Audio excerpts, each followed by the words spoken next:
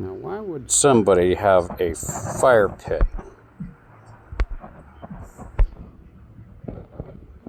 That is just the dumbest thing I've ever seen in my life. Let's have a fire pit on the front of your pontoon boat. I wonder if his gas tank's over there too. That's gotta be about the dumbest thing I've ever seen. Oh, wait a minute. California.